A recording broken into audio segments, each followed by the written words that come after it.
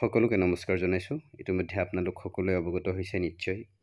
আমাৰ অসমৰ জনপ্ৰিয় কণ্ঠশিল্পী, আমাৰ অতিকৈ মৰমৰ কণ্ঠশিল্পী জুবিন গাৰ্গ আমাৰ মাজত নাই। তেখেতে ইহ সংসাৰ ত্যাগ কৰি স্বৰ্গগামী হৈছে। গতিকে এই সময়তে আমি আমাৰ তৰফৰ পৰা তেখেতলৈ গভীৰ শ্ৰদ্ধাঞ্জলি জ্ঞাপন কৰিছোঁ। আমি আজি এই সময়খিনি ভিডিঅ' প্ৰস্তুত কৰাৰ সময় নহয়। আমি আজি সকলো শোকত ম্ৰিয়মান।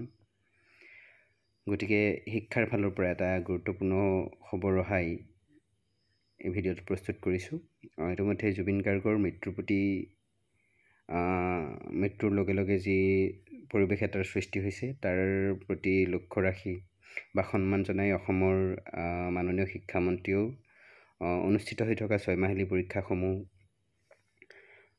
বাতিল কৰাৰ বাবে সিদ্ধান্ত জনাইছে কাইলৈৰ পৰীক্ষাটো। আৰু ঠিক তেনেদৰে শিক্ষা সঞ্চালকালয়ৰ পৰাও প্ৰতিগৰাকী IAS আৰু ডিষ্ট্ৰিক্ট অফিচাৰলৈ নিৰ্দেশনা জাৰি কৰিছে কাইলৈৰ পৰীক্ষাটো বাতিল কৰিবলৈ। গতিকে খবৰটো জনালোঁ আপোনালোকক। গতিকে অপৰূপ সৃষ্টিৰে অসমৰ সাংস্কৃতিক জগতখন মহীয়ান কৰি তোলা এই মহান শিল্পীগৰাকীৰ মৃত্যুত আমাৰ তৰফৰ পৰাও জ্ঞাপন কৰিছোঁ গভীৰ শ্ৰদ্ধাঞ্জলি।